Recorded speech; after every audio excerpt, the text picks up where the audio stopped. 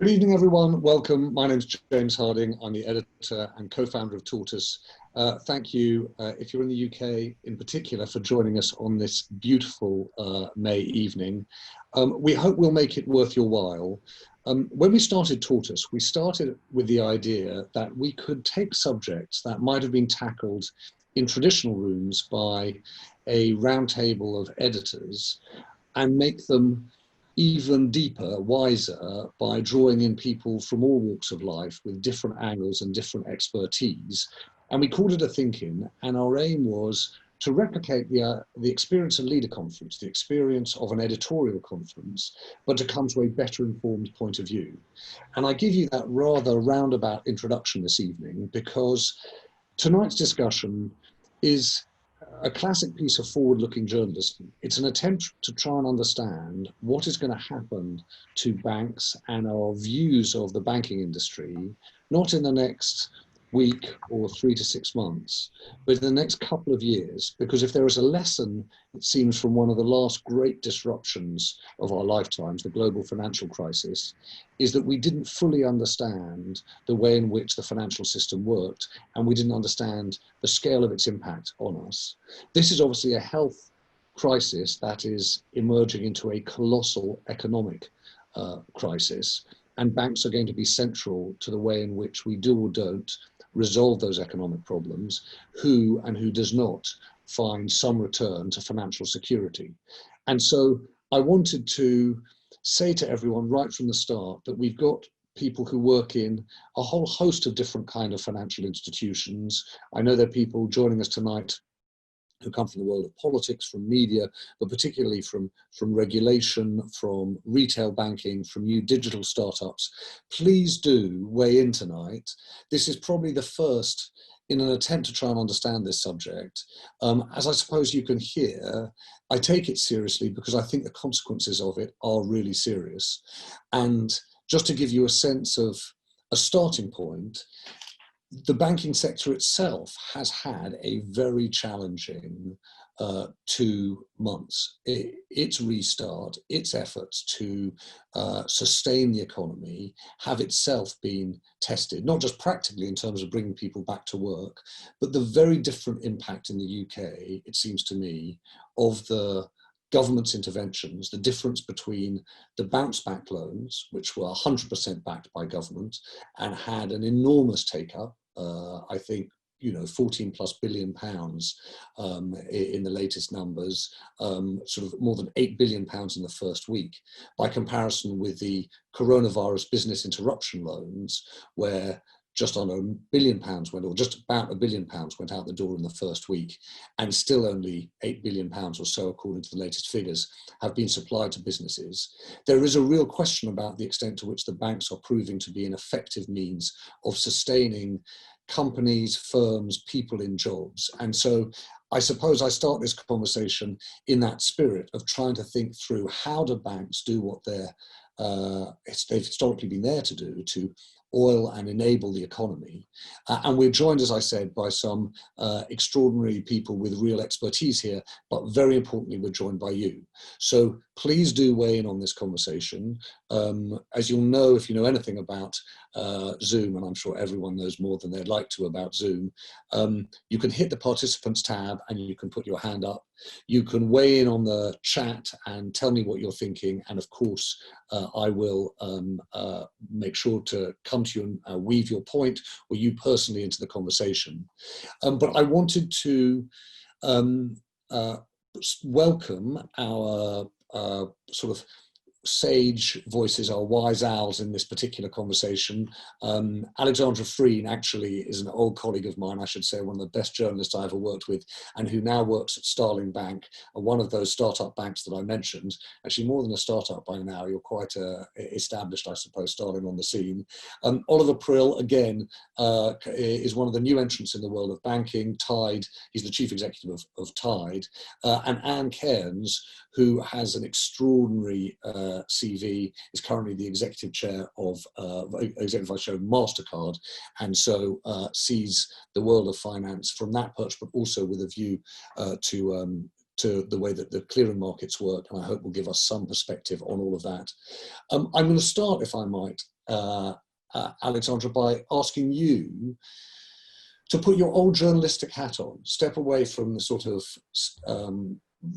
specifics of Starling right now, and tell us a little bit about what you think the challenges are for banks in the next 2 to 3 years, how banks can get businesses, get us all through this, and what are the obstacles to doing that? Well, I see this more, and thank you for that introduction, James. Hello, everybody. I see this more as, I'm going to turn your question around, if I may. It's all about the opportunities for banks.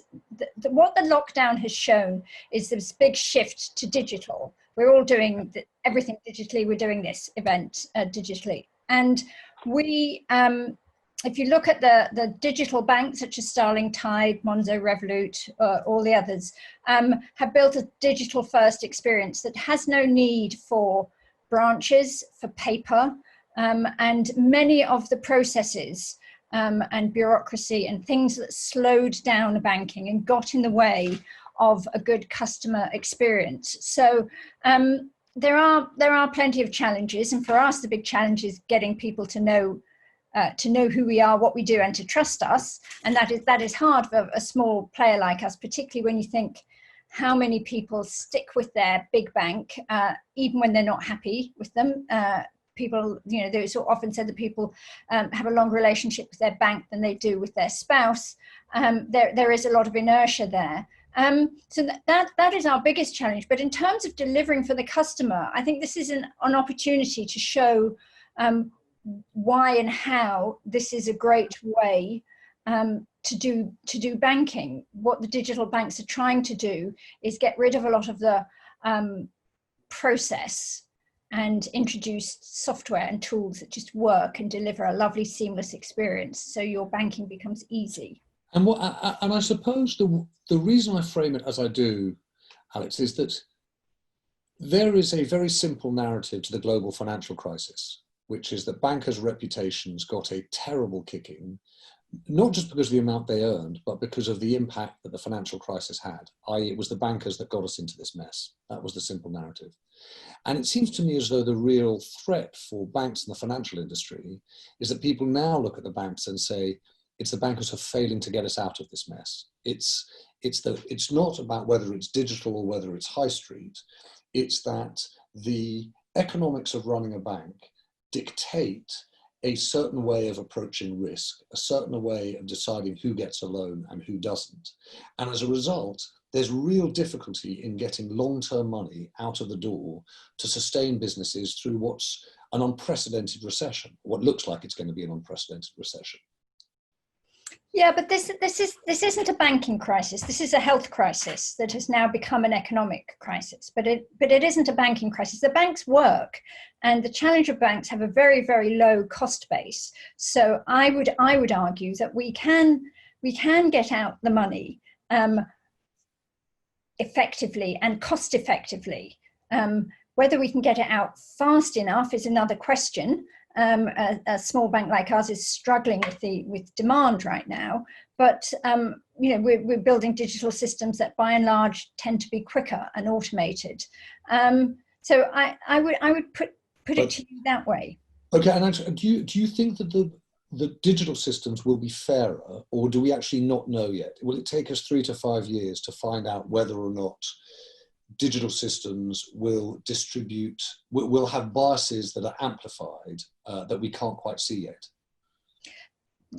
Okay, we need to separate two different things here. One is the normal digital processes, which do, if we're not careful, will have inbuilt biases that are not helpful and that will perpetuate some of the bad things the old banks did. So we need to be aware of them and design them out of our software. But put that to one side for a minute, because what we've got with the current lending that we're doing, and this is the only lending we're doing right now, apart from personal overdrafts, is under the Bounce Back Loan Scheme and the Coronavirus Business Interruption Loan Scheme, which are the two main government schemes for getting money into the hand of small business owners. This isn't a battle between automation and personal consideration. this is a sausage factory. We're just pushing out these loans in the way that the government has asked us to do. There isn't a little committee of people sitting and discussing every single loan that comes in. Some of them will get discussed very thoughtfully, but this isn't like that. This is a different scheme with different rules. Banks have been told not to do affordability checks. In other words, banks have been told to lend to people whether or not they think they can pay back money. This is on the bounce back loans. These are the bounce back loans. Bounce back loans, yeah. So normal rules don't apply for this type of lending. Right. Okay. I'm Oliver Prill. I'm going to come to you in one moment, but I just want to pick up, because it's live in the context of what Alexandra Freeman was talking about, the need for banks to have a physical presence. And I saw, as you were talking, Alexandra, Margot Lunnan was, and I hope, Margot, I pronounced your name right, was talking about her experience of having been nearly defrauded or nearly defrauded. Margot, tell us exactly what happened, because you said that one of the things that your bank was asking you to do was go to a branch. I let some scammers get personal details, and they rang me when I was out walking, and they had a lot of information about my bank account. And fortunately, I was close to home and I was able to ring my bank, which was Royal Bank of Scotland, and the man on the end of the phone was excellent. But when it came to clearing up after that, I didn't lose the £9,000. When it came to clearing up after that, they kept saying, go to your branch, go to your branch, go to your branch. My branch is in Newcastle on Tyne, which is 40 odd miles away. And I just got tired of it. And so I shifted most of my banking to Barclays, strictly on the basis that there's a branch 10 miles away and there's another branch 20 miles away. Well, Alexandra, do you just want to comment on that? Because, of course, maybe Margot's right, maybe actually the world of needing to go to the branch is just over. It's one of those things that's changing, and the COVID-19 crisis is going to accelerate our acceptance of that change. Yeah, I think so. I mean, you don't, when did you last go to a bank branch, James? You tend not to go very often. And why would Margot have to schlep all the way 40 miles to her bank branch, when if she was banking with an app-based bank, she could chat with the customer service agent in the app, in her kitchen, in her living room, in her back garden, anywhere where she's got a signal and access to her smartphone. I mean, Why would you want to go to the bank branch to do that when you don't have to answer that? Mm-hmm. What, yeah, Margot, say something? Yes, please. One of the things that I needed urgently, because I needed cash, was a new debit card. How could I get a new debit card urgently without going to a branch? Margot, I'm gonna pick up on your point. Also, there's a gentleman who's made a really interesting point, Adrian Melrose. I'm going to see if I can come to him in a moment. But let me bring in Oliver Prill, because Oliver, you're also at the sharp end of this. You're the chief executive of Tide. Before we get into the sort of big question that I've got, which is the outlook for banks in the next 2 to 3 years, what they're for and what they seem to be for, do you want to just tell us what Tide does if people don't know who it is and how it works? Yeah, so thank you very much, first of all, for having me. And it's really good to see so many people on these panels. Yeah, so Tide is a small business banking platform. So we're actually a platform, so we're a slightly different business model. Maybe we'll come to that in a moment. We've got about 175,000 members, so we call our customers members. And what makes us distinctive is that effectively we don't only cover banking, although we say we're a small business banking platform. In reality, we solve the entire chain of all your finance and admin. So we spend a lot of time on sorting out people's invoicing, payroll, expense management, etc. So we really offer everything that a small business owner would call, finance and admin. And what do you think now is the purpose of a bank? I'm trying to rack my brains to the lesson I got when I started as a young Financial Times reporter. I was told what banks are for. What do you think today banks are for, Oliver? Yeah, it's a really good question. So I think one needs to sort of unpack that a little bit by time horizon, right? Because at the moment, I think as was said before, it's all hands on decks to get emergency funding out. But leaving that aside for a moment, maybe coming back to that, is I think in the long run, one of the things, and by the way, I've been in business for 23 years. And so in the early days, we were all used to the universal banking model, right? Or Yes. the banks all looked the same. They all had branches, they all worked in very similar ways. And I think one of the mistakes that's often made is that we think in the future there will be one model. So I will go say something that's probably quite bizarre for someone that's leading sort of a digital challenger, which is I actually think there will be heterogeneity. If you look at every other industry, there should be different people who have different choices. And some people I think will continue to like the branch, right? I mean, it is just like that. Yes. Want physical relationship managers, others don't. And there will be different players with different models. And I think the biggest mistake I think we can all make is by assuming there was the old branch-based universal bank, and in future there will be, Model X, and we may argue what Model X is, and that will be the new universal bank equivalent. I don't think that will happen. A good competitive market is always made up of choice. And we at Tide, for example, make a very deliberate choice to only serve small businesses. So we don't do consumers, we don't do corporates, we don't do wealth management, we only do that. And we also offer a platform that effectively covers all of finance and admin, not just the banking services. So, we've taken that choice, and we recognize that's for hopefully a very large part of the SME community, but we fully respect that there will be segments that will have different needs, and they should be able to choose in a healthy market between different business models. So one of the things I would argue in the medium run, the one you talked about, I would actually not even call it banking system, a good financial system should actually offer diversity of choice, and people should basically get the solution that they want. Now, and Oliver, can I just ask you a question? Because the point you're making there sounds technical, but in some ways it's actually sort of profoundly philosophical about the way in which the banking market could or should work, because presumably a more diverse range of different kinds of banking institutions means that we don't have the risks that we had in 2007, 8, 9.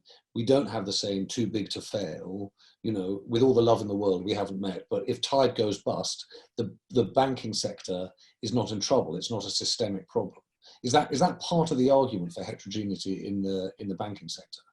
I think there is an argument for certain scale, right? And actually one of the reasons why, most challengers, including Tide, aims for scale, that there are benefits for it. I don't think it should be the benefit of too big to fail. I mean, that's a really bad benefit if you look at economics, but there are scale benefits in financial services, and therefore, running niche models just economically is very, very challenging. And so, I think we all aim for, a certain market size. Now, I think one of the good things since the financial crisis is that the PRA, in particular, to say a degree, the FCA, have actually done a lot of things that theoretically allow the, so-called too big to fail safe, right? So they don't want them to fail, but if they fail, they can actually be wound up much more easily. And, for those that are experts on the call, and I've seen there probably are a few, there are mechanisms for doing that. So, the big banks can no longer hold, the country to ransom, directly or indirectly. Mm. So, I think that has sort of moved on. I fundamentally believe, though, a banking system or financial system in the end is there to serve the real economy. Many, many moons ago, I did a doctorate in economics. And one of the reasons there that I think what makes a, good financial system work is one that serves the real economy. And, to serve the type of economy that we have, which is very diverse, very fast moving, very different sectors, you need to offer choice in financial services. So where we're very strongly coming from, it should not be one model. There needs to be a certain scale of players, but people should have choice. And right. Digital will have a large role in that. And coming back maybe to the question of the immediate one, if you want to, I do agree that in the immediacy there is the need to help everyone through the crisis, right? Which I think is an exceptional bit like a health emergency. This is really a an economic emergency, which was, by the way, not caused by the financial system. I think that's really worth remembering, which is very different from a financial crisis. Oliver, thank you. I'm going to come back to you in a moment. There are a number of people who are sort of making points in the chat, and I'd like to bring them in. Please don't hold back. If you want to raise your little blue digital hand, just press the participants tab. You'll see there's a grey button. Raise it and I'll come to you. Otherwise, I'll begin to, if I may, bring in some of the people who are making points in the chat. But I hope and think that Anne Cairns, who is the executive vice chair of MasterCard and has, if you like, there you are, Anne. Hello. Hello. Thank you so much for doing this. And I'm going to do something very unfair on you, which is ask you to answer unanswerable questions, right? But this, is that all right? It seems as though, at least to me, there are three really big changes that we all see happening to us as a result of the coronavirus crisis. And we're not entirely clear what that would mean for any of us, let alone banks, right? So I'm going to start with one, which was touched on by Alexandra Frean, and it's about digitization, and specifically, I think, a move to much greater cashlessness. And I think a lot of us can see that we're going to use cash much, much less, right? Some countries are talking about moving beyond cash altogether. I'm imagining at MasterCard you've thought a good deal about this, not just the business opportunities, but the social impact. What is the consequence in terms of society, fairness, access to finance and opportunity of a cashless society? Okay, we have thought a lot about it, and actually we think financial inclusion is really important. And so much so that in 2015 we said we'd connect the next 500 million people to the financial system, and we've achieved that, and now we've raised that target to 1 billion. Mm-hmm. You know, this is not just an emerging market problem, because there's about 1 million people in Britain who aren't financially included, and there's probably about another 5 million that are what we would call underserved, that just have very basic services. And really, to get access to credit, it's very important that you're part of the system, you're financially included. And we saw this also during the COVID crisis about vulnerable people. How do they basically have access to funding? They can get somebody else to do their shopping for them without actually handing over cash, which is actually a pretty dangerous thing to do, as you know. Mm. So the way that we think about that is we develop products and services that can include people, such as things like prepaid cards, right, that can be loaded with, for example, government benefits or NHS benefits and so on, that can be handed over to third parties, but you still have a digital record of exactly how that money is being spent, which is, of course, a lot safer than cash. And what about that all the time? And I know that people talk about, certainly in some countries, they talk about personal security, privacy issues around the move beyond cash. Mm-hmm. What are the downsides of a cashless society? What should we worry about? Well, I think privacy is really important, and even if you use, your ordinary debit or credit card, it's not known to, say, the card networks who you are, whether you're a man or a woman, where you live, what your bank account information is. That's all totally private. All that's actually known is that the 16-digit number on that card was used to do a transaction. So that's what's known. And so in a way, the NHS kind of app idea, well, maybe not the NHS app, but the Google and Apple app. Basic app, yeah. It's much more kind of along those lines of protecting the privacy of the individual while being able to track transactionally what's happening. And it's really important, actually. And it's very important from the point of view of European privacy regulations. Yeah. So, forgive me. I just think it's really helpful to hear you say that, because I do think that times like this, we gallop towards changes in our lives and the way we work, and trying to think through the second order impacts of those are really important. Let me have a go at a second issue, which I'm also deeply confused about: debt and the level of debt. We are seeing a massive borrowing, an unprecedented borrowing exercise by the government to fund its intervention in the economy. And it's really hard to understand how that ends up impacting us. Presumably it impacts us individually and the banking system too, but I'm not sure how. Mm-hmm. Yes, well, this is the thing about sovereign debt and individual debt, isn't it? And how they sort of tie up. I mean, eventually your country ends up in an indebted position, and things become more expensive as a result of this. But it's rather opaque about how it actually affects the individual. I absolutely agree. But if you say get into a situation that you've suddenly created galloping inflation, which I certainly lived through in the 70s. I'm sure you did, when our mortgages were, well, maybe a bit younger than me, our mortgages were 16%. Yes. That's how it eventually translates through to us. Or when I was at university, bread would go up every week. It would go up a penny every week. And so every week your food became more expensive. Mm-hmm.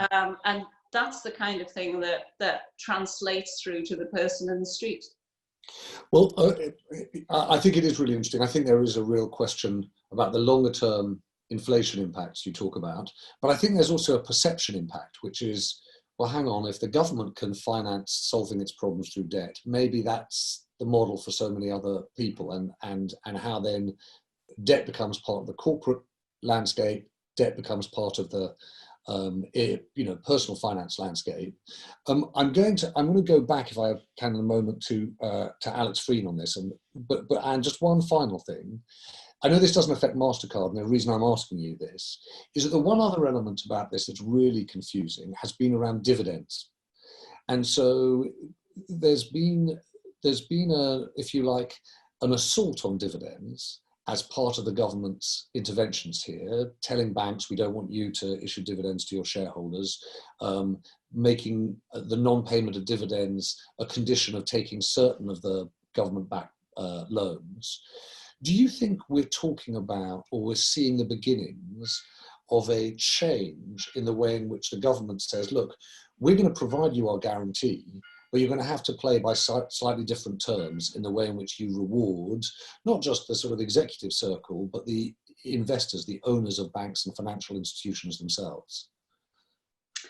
Yes, I think we're absolutely, the actions taken there are moving us in that direction. And it's quite interesting because, for example, HSBC has, a lot of investors in Hong Kong who are actually investing in the bank from the point of view of generating income. And to suddenly sort of say, well, we're not going to pay out our dividends is a massive move, and one which actually caused a downward trend in the stock price and the value of the banks. So I don't think that you take these kind of moves lightly. And I do think that it's probably unhealthy to intervene in that way unless you really need to. And you can ask yourself why was that intervention taken? And really, I suppose it's to ensure that the banks have enough capital, that they're not paying away the dividend, and they have enough capital to actually survive a certain period of time. I'm sure that's why this intervention was taken. But ultimately, interfering in market processes like that is very complicated. And of course, as I've just explained, it becomes a global issue really quickly. You can't just sort of isolate it to your country, because shareholders are actually all over the world. So you've suddenly impacted something very important in the capital markets. Okay, well, and thank you very much. Alex, I said I'll come back to you, but before I do, can I just bring in Adrian Melrose, because early on he made an interesting point. Hello, Adrian. So you're an investor in this sector?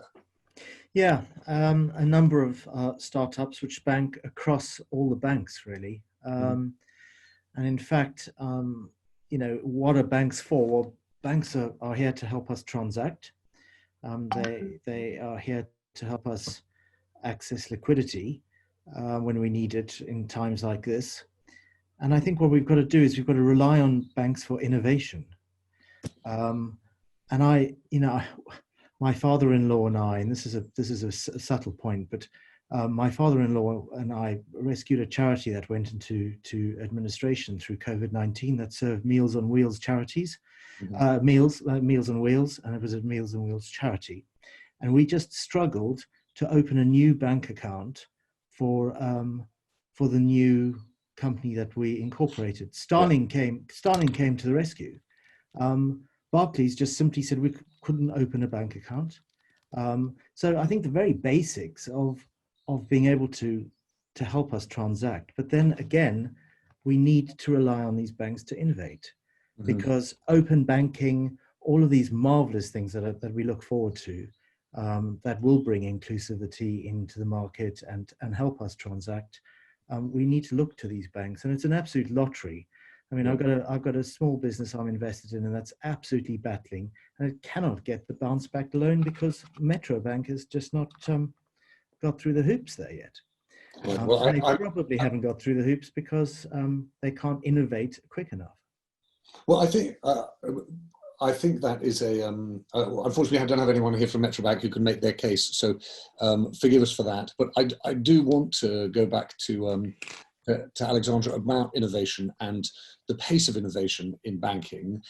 It reminds me, in fact, that we're holding this series, Alex, on innovation with Founders Forum and with Seeders, right? And the reason we've done it with them is that their whole community of people is really focused on how do digital technologies not just be an end in themselves, but actually transform the way in which you think about marketplaces and services. And so I wondered, just to pick up on the point Adrian was making, speed of innovation, but direction really matters. So when you think about Starling as an innovator, a disruptor of the banking market, what's your vision of where it gets to? What does it deliver fundamentally differently for people? Well, I think that one of the main tenets of a bank like Starling, which claims to be innovative, is that we have to be able to respond to change, and that being able to respond to change is far more important than following a long-term plan. Let me give you an example. After the lockdown started, we thought, oh, we've got lots of clever engineers. What can we do with them to help people? You know, we can't deliver shopping to people's houses. What we did was we developed something called a connected card, which enables you to get a second card on your Starling account that you can give to someone else to go and buy your shopping for you. It's cordoned off from your main account. It's a bit like a prepaid card, only it isn't technically one. And you know, they flew out the door. People said, oh, thank goodness, you know, this was just for people that were self-isolating, and we did it because we could, and we thought it would be helpful. And it was kind of fun to do. We brought in check imaging so that people, it still amazes me, but a lot of people still use checks apparently. We brought in check imaging so people could pay in their checks because all their branches were closed. We increased the contactless limit because people were using contactless a lot more, just following on what Anne said about the demise of cash. And ugh, who would want to touch cash right now? Not me. So this is sort of in the DNA of digital banks such as Starling, and it has to be our driving force, one of the main pillars that keep us going. We have to keep innovating, and it's exhausting sometimes. And actually, can I ask that, because I think some people have joined us this evening because they're interested in banks, or they're concerned about inequality, or they are interested to know the way in which finance is going to reshape the economy. Quite a lot of people who joined us are in themselves in the innovation business, and I think they'll be really struck, Alex, by what you said, which is, you know, being an innovator means not necessarily sticking to a plan, being able to be reactive. What's the risk that you think in that the business itself is is so busy sort of changing that it doesn't have the chance to develop. How do you make those choices about sticking to the path you're on and switching it? Well, I think I keep turning your questions around, James, but I think it's a far bigger risk to not innovate. Right. And that if you innovate often and fast, you can make small changes all the time. If you're a big bank and you just do one big bit of innovation every X number of years, you put everything into that technological change. And if it goes wrong, the stakes are immensely high because everything goes wrong. Look at TSB, trying to do their digital transformation a couple of years ago. So we would argue that it's much lower risk to do small innovation constantly than just save it all up and do one big thing every few years. All right, well, I'm going to start bringing, if I may, a few people who've got or made different points. Chris Rogers, I don't know whether you're there, but I was just interested in the point that you were making. Hello, Chris. Oh, well, you can make it for yourself. Far away. Well, it was, and I say this, full disclosure, I work for a public affairs agency, so of course I have an interest in all things politics. But something that jumped out at me was a couple of weeks ago, Dominic Raab and then Robert Jenrick on successive days in Downing Street briefings mentioned the levelling up agenda. So still very much on the government's radar, but in the context of the economic situation we have, it is now more, I think, about making sure no parts of the country, particularly those that have historically been more deprived than others, are left behind. And more a rhetorical question, if I may, rhetorical question, but more a question for the group, which is, what, if anything, do the banks have to contribute to that? And when we're talking about the types of conditions government is putting on the banks, thinking back to the discussion about dividends, do we think there is the possibility of the government saying, look, you need to help businesses, startups, SMEs in particular parts of the country? Well, I think, if I may, I think it's a really interesting point, Chris. And weirdly, I think one of the questions we've got to talk about in all the conversations we're having about the economy, business, and banks is about conditionality. What will government be asking of banks? Because in different ways, they're opening up and changing the markets, and it will benefit some and not others. In that spirit, if I might, I just wanted to bring in Bruce Davis, partly because Bruce was making the point about the uneven impacts of the change in savings rates. That is a real impact for people. Hello, Bruce, how are you? But also, I think that, Bruce has been to many of our thinkings before. We've talked a lot about things like pensions, what happens with investments and the way in which that money is applied. How do you think, to answer the question, people are going to understand what banks are for in the next 3 to 5 years? Well, I guess it's, I think I was trying to make 2 points. I think one is that you can't really look at banks in isolation. They're part of a financial system. So they're one element of it.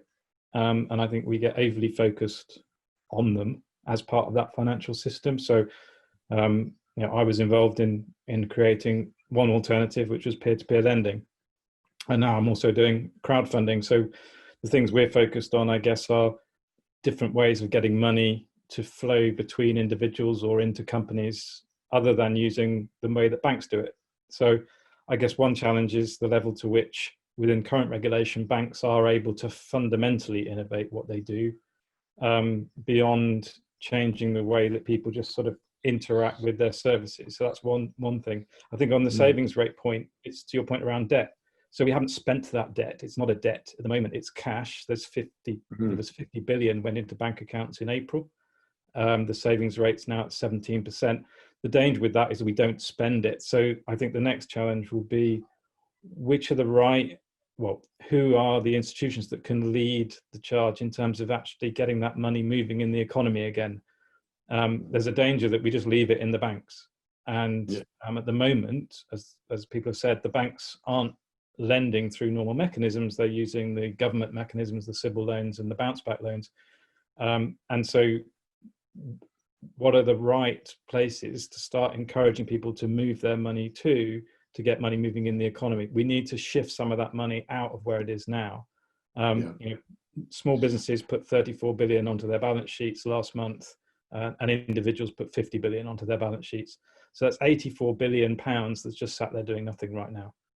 Now, a lot of that is needed to pay wages, but that's the point, is how are you going to get the money moving? I hear a lot about how we access our money and think about it, but how are you actually going to get it moving in the economy? And I think that, let me bring in Jeremy Dodd, Bruce, because exactly the point that you were making has been made in the chat by Jeremy. And I don't know whether you're there, Jeremy, and you're happy to weigh in. There you are. Yeah. Will you just tell us about your experience and the business of trying to access that money from the banking system? Yeah, of course. I'm a startup, and I'm relearning a new career. I'm completely self-funded. And of course, I've been training in a new career. And as a result, my turnover is inevitably low. My assets are low. And you know, I'm not eligible for any COVID help. Now, in fact, I can manage that for now, you know, as long as it doesn't go on for too long. But the banks are not on top of that. I mean, the government doesn't understand it.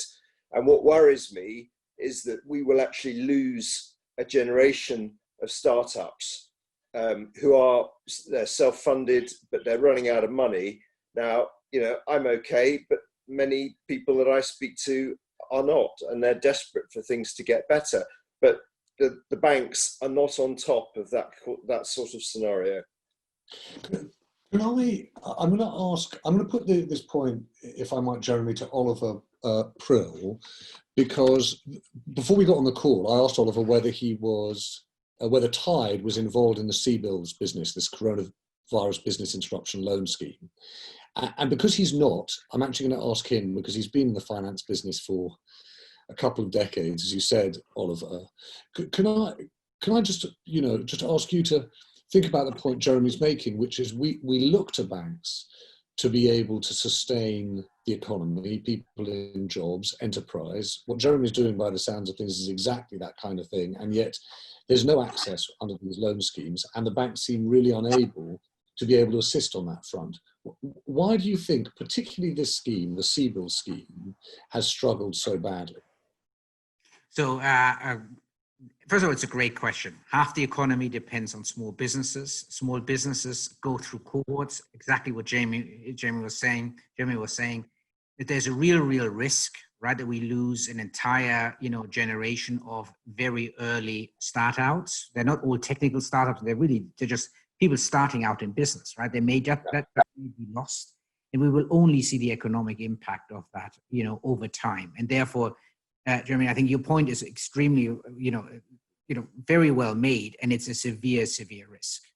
Now, coming to how to deal with this in an emergency situation is the following. So one is, I wouldn't profess to be the biggest expert on the government support scheme, but, if you are not a viable business, right, unfortunately, CBIL or BBLS should not be for you. The government has launched this Future Fund, which is another sort of initiative. But definitely there is something falling through the cracks, right? There's absolutely no question. And I think the good news is there are a lot of people in Parliament very aware of that. And I think that point needs to be made, that more support is needed.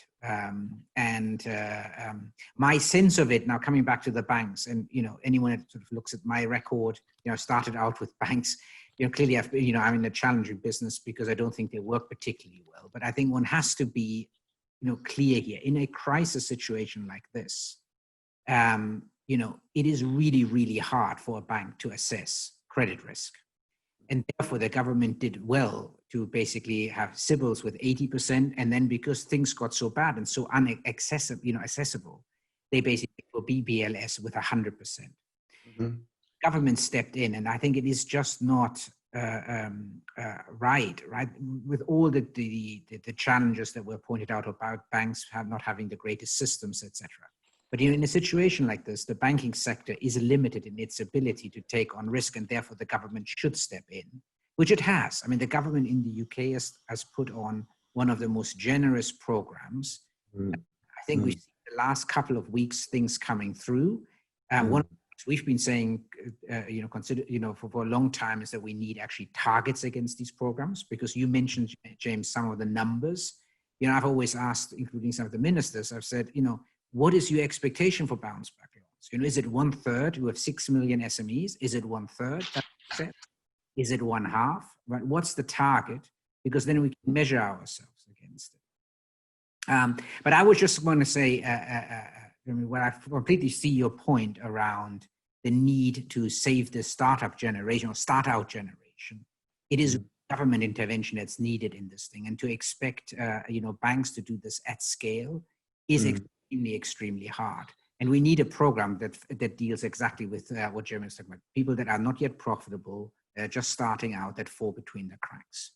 Oliver, I think it's a massively important point, this. And I must say, I feel as though my thinking about this has been rapidly and radically changed by the last 2 to 3 months, because when the government started talking about provision of finance to companies in need, I remember having a conversation with fellow editors at Tortoise saying, if you want to put these businesses on life support, the mechanism cannot be the banking system. Right? What we learned about the banking system in the financial crisis was the banking system is both culturally and economically built to assess risk and protect its capital.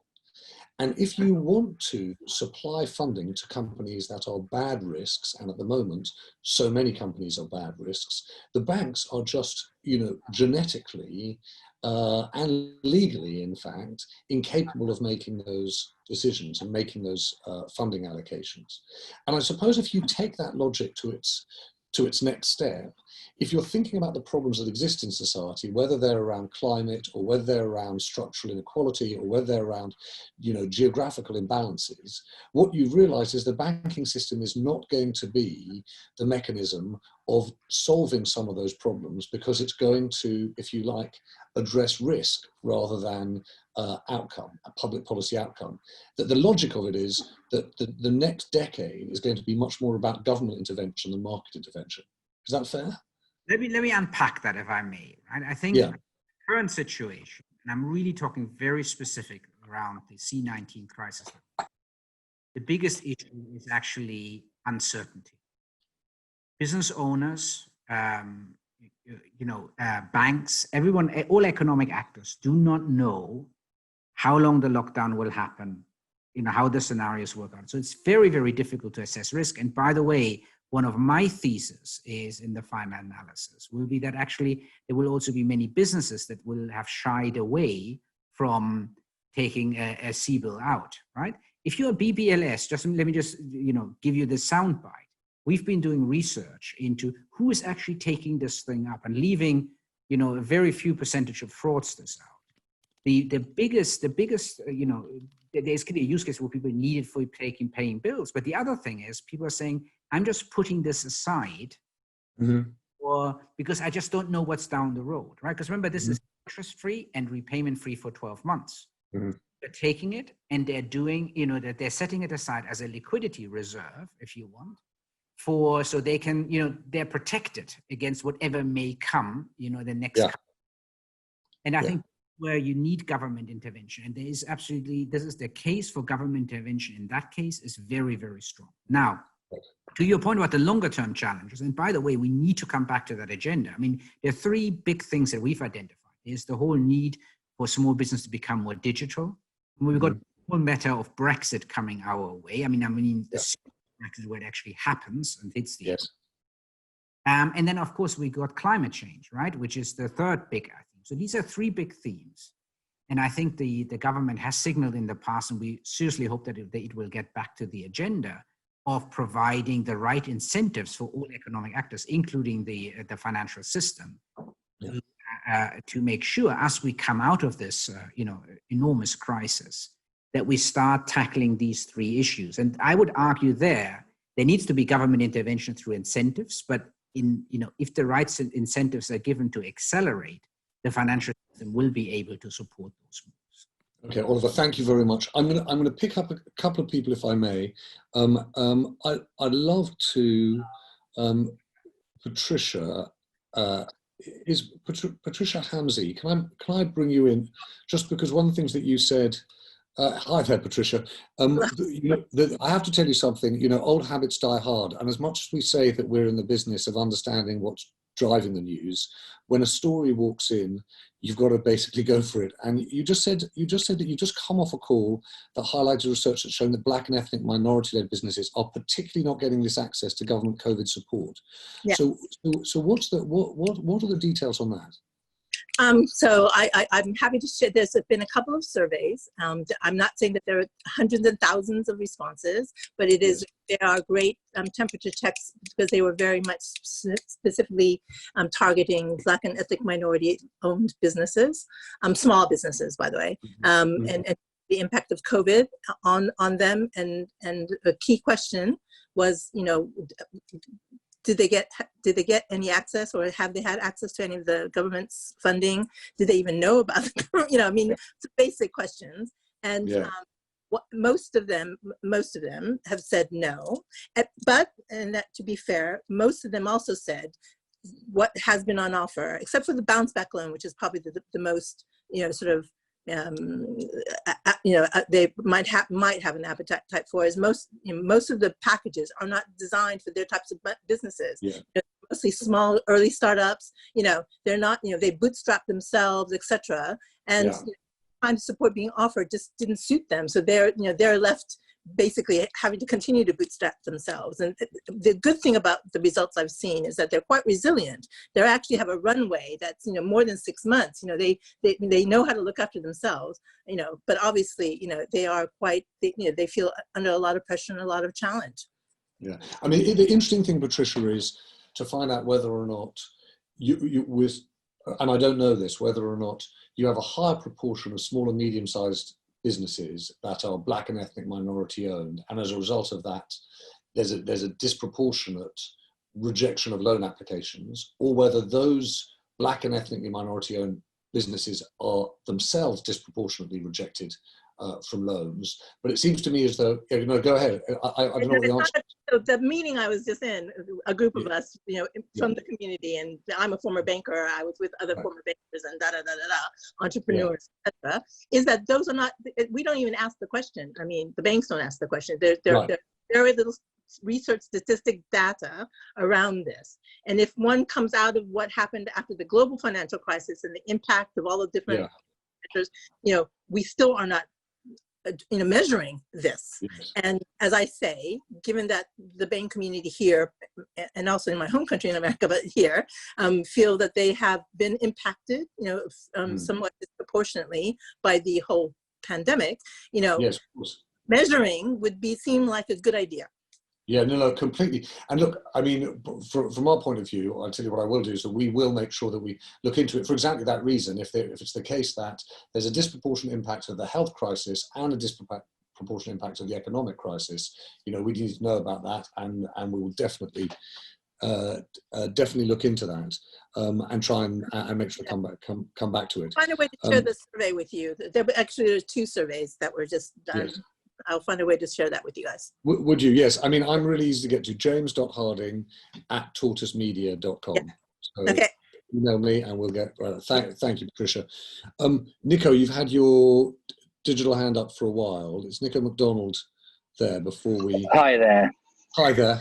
Well, just quickly on the SMEs thing, there was a SenseMaker Live that you hosted on startups in lockdown, which was quite useful on the funding side of SMEs that people might refer back to with Brent Hoberman and Jeff Lynn from Cedars, which is useful. My proposal for people who are economically hard up, sorry, there's a motorbike outside, was I think some of the digital banks could innovate by trying to integrate tools for essentially seeing your cash flow and your spending and helping you to analyze that.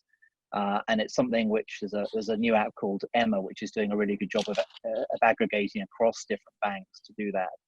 And it's something I've used for many years, tools for third-party tools for analyzing your you know, bank accounts and cash flow, and none of them integrate properly with banks. So I think it's something banks will ultimately need to do, and none of them do it very well, including Starling and Monzo.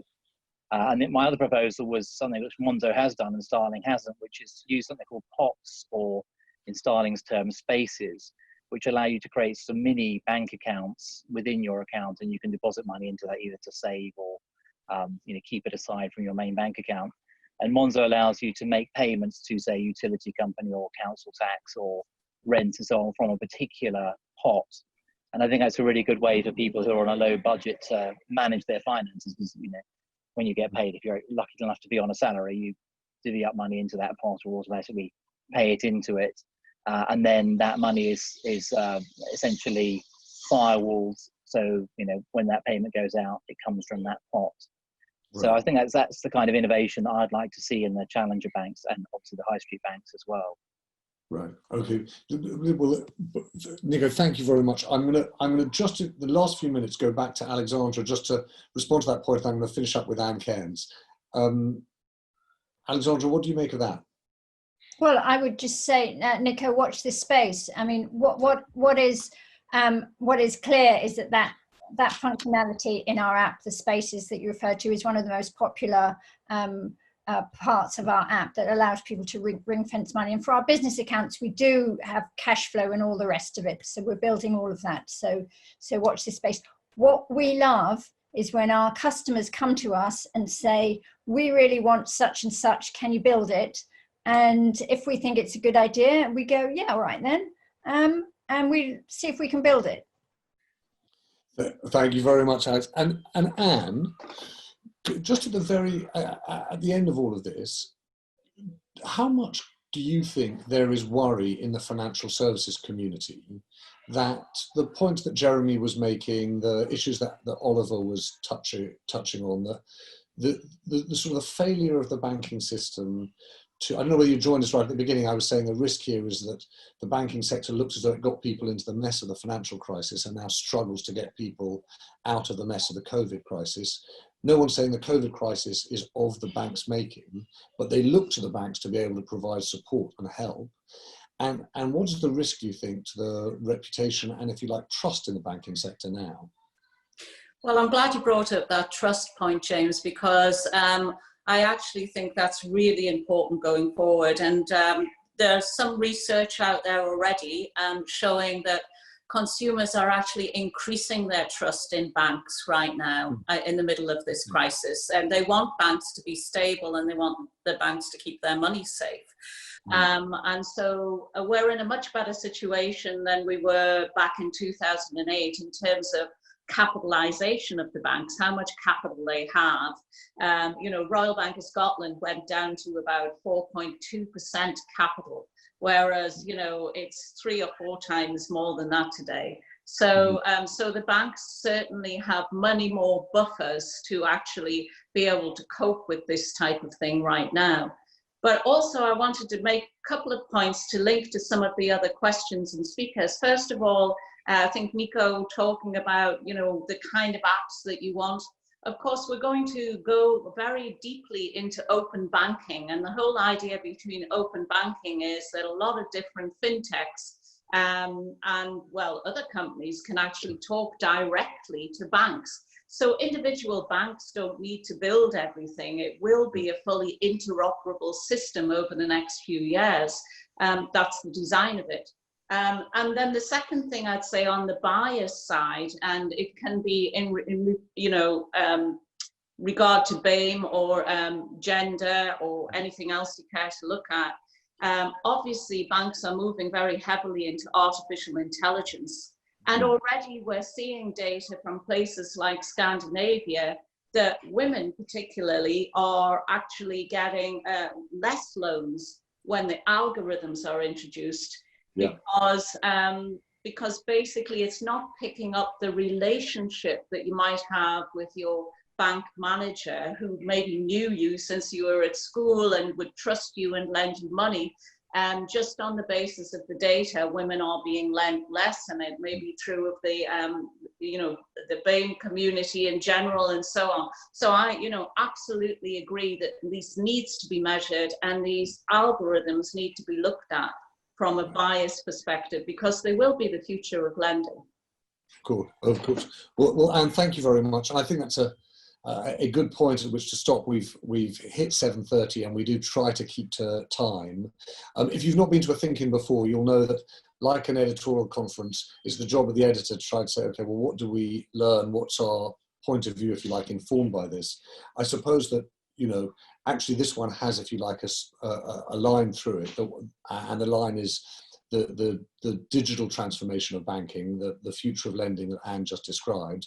I think that, Alexandra kicked it off in quite an upbeat note in terms of the opportunity that provides, and it clearly does. It does deal with some of the things that, the inconveniences and the stress that Margot had to deal with, and it's striking how many people in the chat have talked about the transformation of services that have been for the good. There are also these questions with digital changes that force you to think about the risks, and they're not obstacles to the change, they're just watch outs. One is, of course, the privacy point, the financial inclusion point that Anne made, and I am affected by the points that were made in the chat about relationship banking and people understanding who they're banking to and who they're banking for, and the biases that we talked about previously. It's more likely than not that the algorithms are going to be able to offset those human biases rather than exacerbate them, but we're going to have to make sure we see that in the evidence of the way the lending works. I do think that Oliver's point about disruption and the end to the universal banking model, the way in which these big banks did everything, is a more secure system, a more versatile system, hopefully a more innovative one. And the heterogeneous banking system he describes in the future has got to be something that we would welcome. I still find myself, despite Anne's best efforts, trying to puzzle through what the scale of this debt is going to mean. It doesn't seem clear that it's going to be inflation in the short term, but as and when it does, that obviously has an impact on the cost of borrowing for all of us. But there's also a question of the amount of debt that moves into the broader economy as companies and individuals take that on, and how that burdens the economy in the near term. And then the final point I think that we've got to make is just not to look past the devastation that's happening in the economy. I noticed that Daniel Doll Steinberg says it's not a recession, it's an economic cessation. It's a full stop at the moment. And even when business comes back, when the economy comes back, I think the point about a wave of small and medium-sized enterprises simply being wiped out, particularly the point that Patricia made about particular groups, Black and Asian and ethnic minority-owned businesses being particularly hard hit. We're going to make sure that we look into that, but not losing sight of the scale of the impact is going to be really important for us. I know where we began with a look to see how banks will change. I hope you found this useful, because in the end it's really supposed to look forward, to look at innovation. Thank you to Seedrs and Founders Forum for partnering with us on this. It's really helpful to look forward and look at what's possible, but a big thank you to all of you for making sure that you've had the time to spend an hour with us this evening. A particular thank you to Oliver Prill, to Alexandra Freen, and to Anne Cairns. We would toast you, we would do what the banking industry does well, which is, have a glass of warm white wine. I'm afraid that none of those things are available to you, at least not from us this evening, but we can wave you off with a cheerful thank you. So thank you very much, everyone. Do wave goodbye, and we'll see you again soon, I hope. Thanks again.